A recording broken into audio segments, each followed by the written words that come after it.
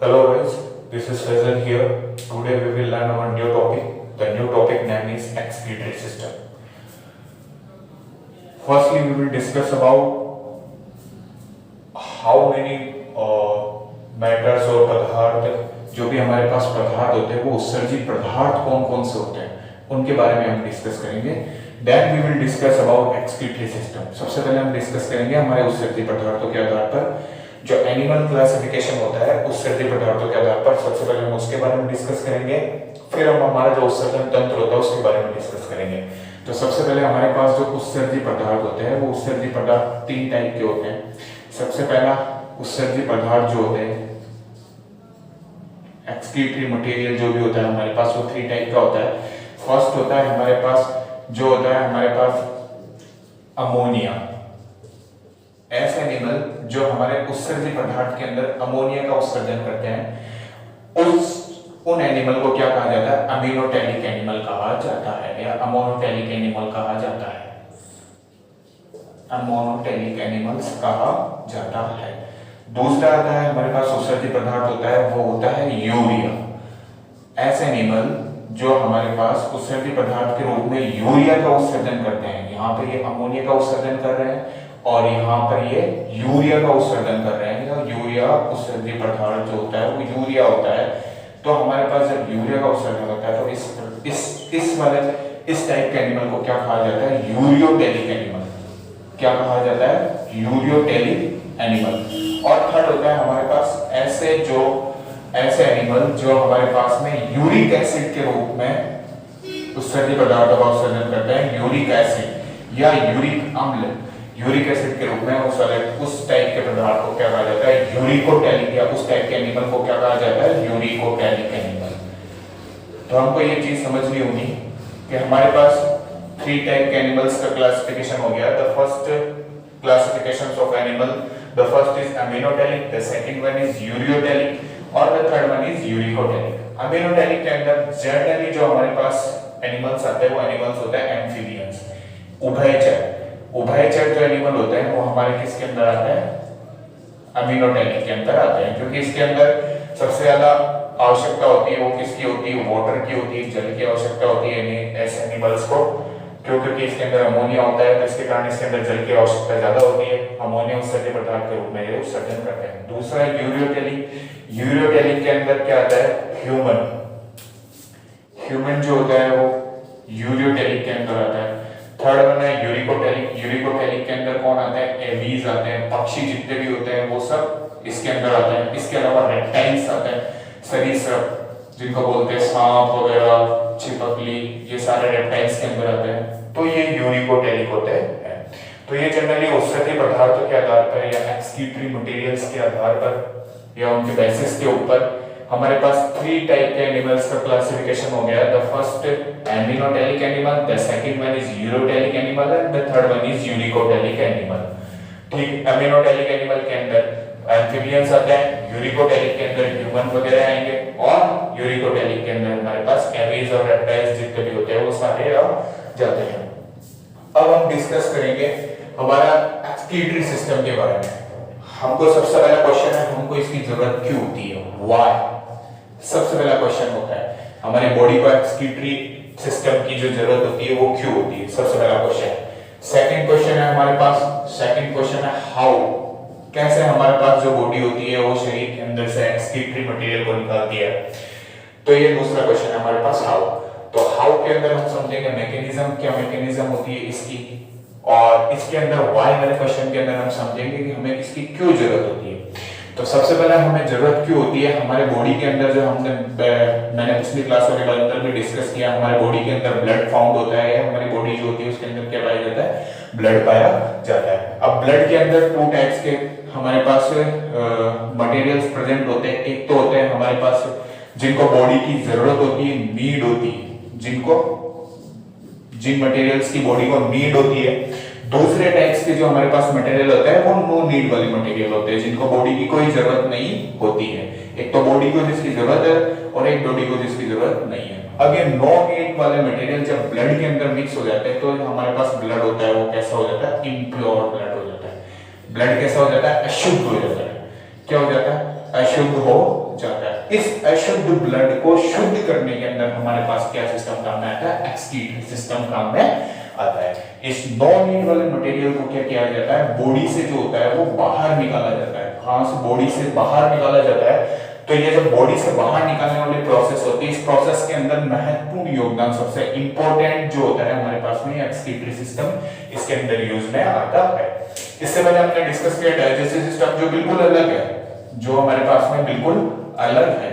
जब हमारे पास में, जैसे हमारे पास में ब्लड है, तो ब्लड क्या होता है, फ्लूइड या तरल पदार्थ होता है। तो तरल पदार्थ के अंदर जो होता है हमारे पास एक्सक्रीटरी सिस्टम यूज में आता है। 70 से 80% जो हमारे पास ब्लड होता है या फिर जो भी हमारे पास तरल पदार्थ होता है, वो एक्सक्रीटरी सिस्टम जो होता है उनको सही कर देता है या उनको प्योर कर देता है, या जो बॉडी को नीड होती है उनको ले लेता है या एब्जॉर्प्शन कर देता है। डाइजेस्टिव सिस्टम के अंदर थोड़ा अलग है, डाइजेस्टिव सिस्टम डिफरेंट है एक्सक्रीटरी सिस्टम से, ये दोनों आपस के अंदर मिक्स नहीं है। ठीक, तो हमारे अंदर बॉडी के अंदर जो क्या होता है, अलग अलग टाइप के, मैंने पहले बताया था सिस्टम्स होते हैं, वो ऑर्गन्स से मैन्युफैक्चर होते हैं, सेल्स होती है, सेल से ऑर्गन मैन्युफैक्चर होते हैं, और वो ऑर्गन जो क्या होते हैं वो सिस्टम को मैन्युफैक्चर करते हैं। तो अलग अलग टाइप के ऑर्गन्स आपस में मिलकर के सिस्टम को मैन्युफैक्चर करते हैं। तो सबसे पहले हम डिस्कस करेंगे कि जो हमारा एक्सक्रीटरी सिस्टम है, इस एक्सक्रीटरी सिस्टम के अंदर जो ऑर्गन्स होते हैं, वो ऑर्गन्स कैसे कैसे ऑर्गन्स होते हैं उसके बारे में डिस्कस करेंगे कि कौन कौन से ऑर्गन जो हमारे एक्सक्रीटरी सिस्टम के अंदर फाउंड होते हैं।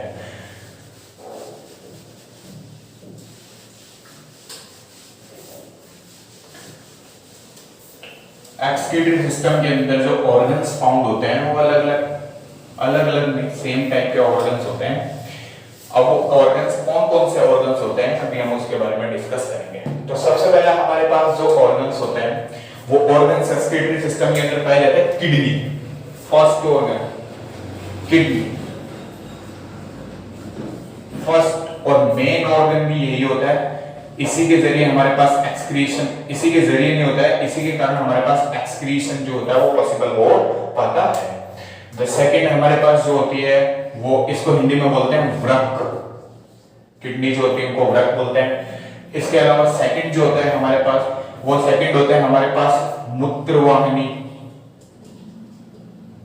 सॉरी मूत्र नलिका, मूत्र नलिका, and the third one is मूत्राशय, और fourth one is मूत्रमार्ग, यूरेथ्रा जिसको बोलते हैं मूत्रमार्ग। ये हमारे पास जनरली ऑर्गन होते हैं किसके अंदर, एक्सक्रीटरी सिस्टम के अंदर। इनके यूजेस से हमारे पास कोई भी जो हमारे पास ब्लड के अंदर जो इम्प्योर चीज होती है उसका एक्सक्रीशन किया जा सकता है इन ऑर्गन के जरिए से। तो हम इसका जनरली डायग्राम डिस्कस करेंगे। इसका डायग्राम जो होता है वो किस तरीके का डायग्राम होता है, इस डायग्राम के बारे में डिस्कस करेंगे। तो डायग्राम के बारे में डिस्कस के अंदर सबसे पहले हमारे पास क्या होता है, यहाँ पे किडनी पाई जाती है। किडनी जो होती है वो हमारे पास में हमारी जो बैकबोन होती है, ये बैकबोन यहाँ तक होती है, तो यहाँ पर इस जगह किडनी फाउंड होती है। जो हमारा आमाशय जो होता है, जो हमारा स्टोमक होता है, स्टोमक के नीचे की तरफ इस जगह दोनों लेफ्ट एंड राइट साइड के अंदर किडनी फाउंड होती है। एक ह्यूमन के अंदर कितनी, दो किडनी फाउंड होती है, two kidneys are present in one human. तो हमारे एक ह्यूमन के अंदर दो किडनी फाउंड होती है। दूसरा हमारे पास किडनी होती है, उस किडनी भी जो होती है वो हमारे पास में, मैं जनरल स्ट्रक्चर बना रहा हूं ताकि हमको आसानी से समझ में आए। ये हो गया किडनी जो होती है, किडनी के ऊपर हमारे पास में जो क्या होती है, एक ग्रंथि पाई जाती है। इस ग्रंथि को जानते हैं हम अधिवृक्क ग्रंथि। किसके नाम से जानते हैं, अधिवृक्क ग्रंथि। यह अधिवृक्क ग्रंथि जो हमारे पास में एक हार्मोन होता है, और हार्मोन जो होता है वो एड्रिनलिन हार्मोन इसका सिक्रीशन करती है। कौन सा हार्मोन, एड्रिनलिन हार्मोन। ये हार्मोन, इसको करो या मरो हार्मोन भी कहा जाता है, करो या मरो हार्मोन भी कहा जाता है। करो या मरो हार्मोन कैसे, क्यों, रीजन क्या होता है, व्हाई इसको एड्रिनलिन हार्मोन को करो, क्यों, क्योंकि ये हमारे पास जब भी कोई ऐसी सिचुएशन आ जाती है जहां पे या तो रुकना पड़ता है या वहां से भागना पड़ता है, तो उस सिचुएशन के अंदर ये हमारा एड्रिनलिन हार्मोन काम करता है। उसके अंदर ये सीक्रेट होता है और हमारी बॉडी को मैसेज देता है कि आप इस सिचुएशन के अंदर रुको या इस सिचुएशन से भाग जाओ। तो उसके अंदर ही हमारा एड्रिनलिन हार्मोन काम में आता है, इसके कारण इसको करो या मरो हार्मोन भी कहा जाता है। तो ये जनरली ये एक्सक्रीटरी सिस्टम के अंदर इसका कोई यूजेस नहीं है, ये मैंने जनरली बता दिया। हमारे जो किडनी होती है, किडनी के अंदर फाउंड होती है। अब इसके बाद में हमारे पास में ये किडनी हो गई, किडनी हो गई ठीक। अब किडनी के बाद में हमारे पास में जो होते हैं उनको क्या कहा जाता है, मूत्रवाहिनी कहा जाता है या मूत्र नलिका बोल सकते हैं। ये जाकर के कहां पर अटैच होते हैं, मूत्राशय के अंदर अटैच होते हैं। किसके अंदर अटैच होते हैं, ये मूत्राशय के अंदर अटैच होते हैं और फिर मूत्र मार्ग द्वारा बाहर निकाल दिया जाता है। तो इस तरीके से हमारे पास जो होता है वो फॉर्मेशन हो जाता है। ये एक जनरल डायग्राम है हमारे पास, एक्सक्रीटरी सिस्टम है उसका जनरल डायग्राम है। तो इस तरीके से हमारे पास ये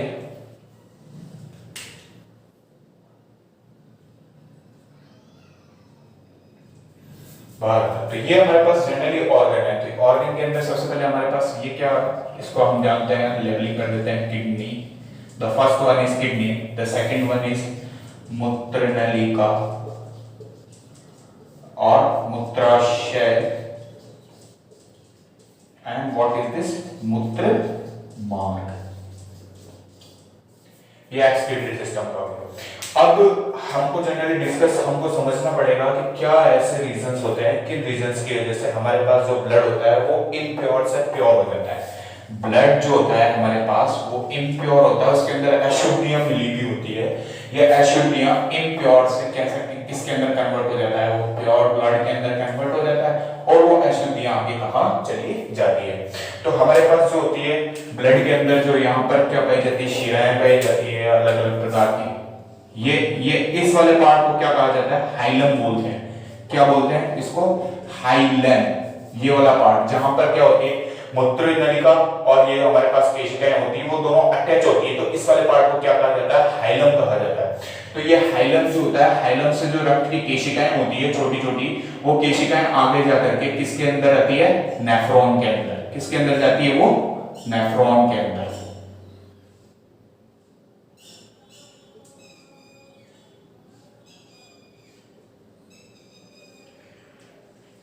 ये रक्त की केशिकाएं नेफ्रॉन के अंदर जाती है।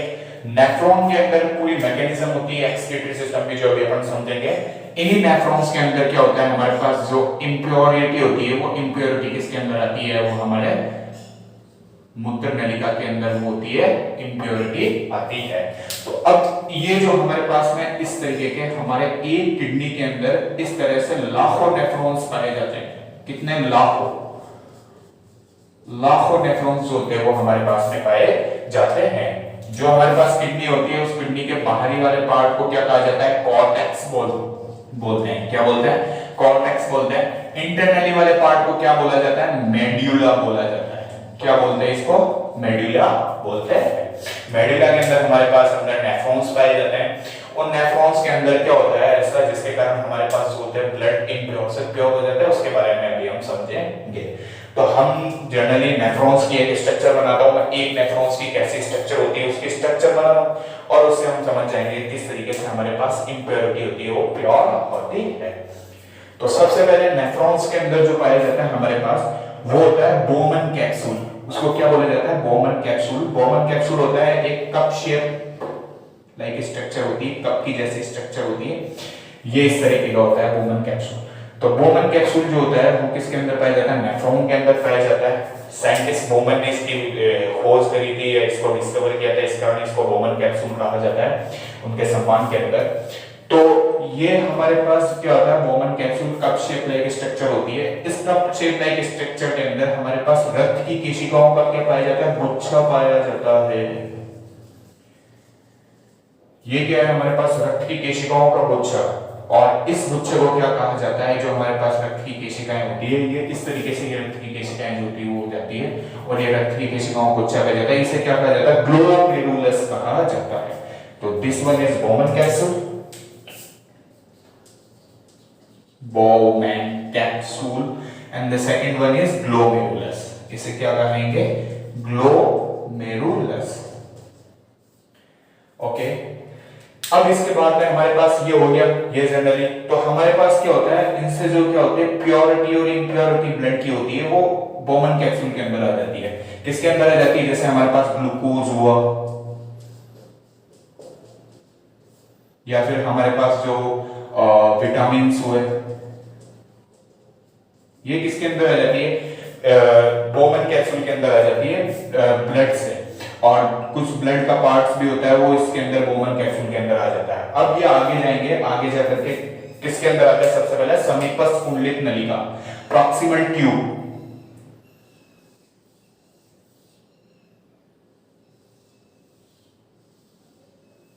जिसने हमें समीपस्थ कुंडलित नलिका। अब समीपस्थ कुंडलित नलिका के बाद में हमारे पास किसके अंदर चले जाते हैं? ये हेनले के लूप के अंदर यू शेप ट्यूब होती है, हेनले का लूप बोलते हैं जिसको, ये हेनले के लूप के अंदर चली जाती है। फिर इसके बाद में हमारे पास ये दूरस्थ कुंडलित नलिका, और दूरस्थ कुंडलित नलिका के बाद में हमारे पास क्या हो जाता है? ये संग्राहक नलिका।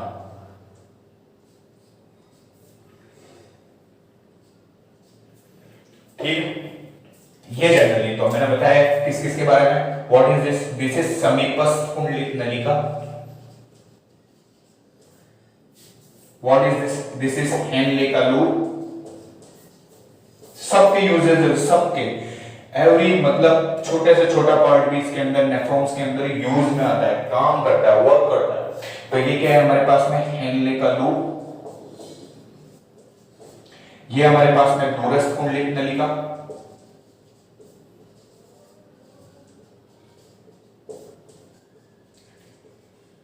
और व्हाट इज दिस? इसको क्या कहेंगे? संग्राहक नलिका। अब हमारे पास रक्त है या ब्लड है, हमारे पास में ब्लड केशिकाओं के अंदर है, हमारे पास में किसके अंदर आ गया? बोमन कैप्सूल के अंदर आ गया। इसके अंदर इम्प्योरिटी और प्योरिटी दोनों है हमारे पास में, यहाँ पर के यहाँ पर इम्प्योरिटी और प्योरिटी दोनों है। अब इसके बाद में हमारे पास ग्लूकोज और विटामिन, जैसे ही हमारे पास समीपस्थ कुंडलित नलिका के अंदर आएगा, यहाँ पर क्या होता है? हमारे पास सोडियम और कैल्शियम के हमारे पास छोटे छोटे हमारे सोडियम और कैल्शियम के लवण पाए जाते हैं, या फिर साल्ट यहाँ पर मौजूद होते हैं। वो साल्ट क्या करते हैं? यहाँ पर जो विटामिन होते हैं, ग्लूकोज होते हैं, उनको बाहर या एब्जॉर्प्शन करने का काम कर देते हैं। जो यूजेस चीज होती है, यूजफुल चीज होती है, उनको क्या करते हैं? वो एब्जॉर्ब कर देते हैं, और जो यूजफुल चीज नहीं होती उसको आगे भेजने का काम करते हैं। ये समीपस्थ कुंडलित नलिका के अंदर सेम प्रोसेस हेनले के लूप के अंदर होता है, हेनले के लूप के अंदर भी यही होता है। और इसके बाद में दूरस्थ कुंडलित नलिका आती है। इस दूरस्थ कुंडलित नलिका के अंदर सबसे ज्यादा एब्जॉर्प्शन होता है। एब्जॉर्प्शन जो होता है वो सबसे ज्यादा होता है। जब यूजफुल मटेरियल होता है उसका एब्जॉर्प्शन हो जाता है, तो अनयूजफुल मटेरियल को क्या किया जाता है? आगे भेज दिया जाता है। और ये अनयूजफुल मटेरियल क्या कहलाता है? मूत्र कहलाता है। इस तरीके से हमारे पास जो नेफ्रॉन्स के अंदर रक्त के छनने की प्रक्रिया जो होती है, वो रक्त के छनने की जो प्रोसेस होती है, वो प्रोसेस फॉलो होती है। इस तरीके से वो हमारे पास प्रोसेस होता है, वो पूरा हो जाता है। और आगे जाकर के मूत्र, और ये हमारे पास ये आगे जाकर के किसके अंदर? मूत्र नलिका में जाकर के मिल जाता है। ये मूत्र नलिका में। और जो हमारे पास ये होते हैं, ये अनादर नेफ्रॉन या दूसरे नेफ्रॉन के अंदर जो हमारे पास इंप्योरिटी बची होती है, या फिर जो भी होता है, वो अनादर नेफ्रॉन के अंदर चले जाते हैं। तो इस तरीके से हमारे पास जो ब्लड होता है वो प्योर से इम्प्योर, इस तरीके से जो हमारे पास ब्लड होता है वो इम्प्योर ब्लड को क्या कर देता है? प्योर कर देते हैं, और इम्प्योरिटी या अशुद्धि को क्या भेज देते हैं? आगे भेजने का काम करते हैं। तो इस तरीके से ये एक्सक्रीटरी सिस्टम पूरा फॉलो होता है। फिर इसके बाद में यहाँ से ये पूरा मटेरियल आएगा जो मूत्र होता है, वो यहाँ से मूत्र नलिका के अंदर आ जाएगा, मूत्र नलिका से मूत्राशय, और फिर मूत्र मार्ग बाहर निकाल दिया जाता है। ये मूत्राशय जो होता है वो थैलेनुमा संरचना होती है। हमारी जो प्यूबिक बोन होती है, कहाँ पर? प्यूबिक बोन, जिसको प्यूबिक बोन बोला जाता है, श्रोणि मेखला भी बोला जाता है, वो श्रोणि मेखला के नीचे की तरफ, या श्रोणि मेखला के नीचे की तरफ ये फाउंड होती है। और इसके बाद में हमारे पास ये प्यूबिक बोन होती है, वहां पर ये फाउंड होती है। और ये जब भर जाता है, तो भरने के बाद में हमारे माइंड को क्या कर देता है? मैसेज देता है, और उस मैसेज से हम क्या करते हैं? इसका सिक्रीशन करने का काम करते हैं, या एक्सक्रीशन करने का काम करते हैं। सॉरी, सिक्रीशन नहीं, एक्सक्रीशन करने का काम करते हैं। तो इस तरीके से हमारे पास ये एक्सक्रीटरी सिस्टम होता है, वो हमारे बॉडी के अंदर यूज में आता है। इसके अलावा एक्सक्रीटरी सिस्टम के अंदर हमारे पास जो होते हैं वो फेफड़े भी एक्सक्रीटरी सिस्टम के अंदर यूज में आते हैं। इसके अलावा हमारी बॉडी की जो स्किन होती है वो भी एक्सक्रीशन करती है। इसके अलावा हमारे बॉडी का लीवर होता है, यकृत होता है, वो भी एक्सक्रीशन करने का काम करता है। फेफड़े क्या करता है? कार्बन डाइऑक्साइड का एक्सक्रीशन करते हैं। स्किन्स होती है वो लैक्टिक एसिड, लैक्टिक अम्ल या फिर हमारे बॉडी के अंदर यूरिया, इनका क्या कहते हैं सिक्रीशन करने का, ये भी यूरिया का सिक्रीशन होता है। यहाँ पे भी क्या होता है यूरिया जो होता है वो ब्लड से बाहर निकलता है। या लैक्टिक स्किन से भी हमारे पास पसीने के जरिए से यूरिया का एक्सक्रीशन हो जाता है। इसके अलावा हमारे पास क्या होता है, और अगला यकृत के अंदर क्या पाए जाते हैं हमारे पास बिलिरुबिन और बिलिवर्डिन, इनका एक्सक्रीशन हमारे पास में होता है। ये पिगमेंट्स होते हैं बिलिरुबिन और बिलिवर्डिन, ये हमारे पास में इनका सिक्रीशन होने का काम होता है। तो इस तरीके से एक्सक्रीटरी सिस्टम यूज में आता है। अगर आपको ये वीडियो अच्छी लगे तो इसको लाइक करें, सब्सक्राइब करें और हमारे चैनल को सब्सक्राइब करें और वीडियो को शेयर करें। Okay, thank you so much. Science is the best tool ever devised for understanding how the world works. Science is a very useful knowledge. We are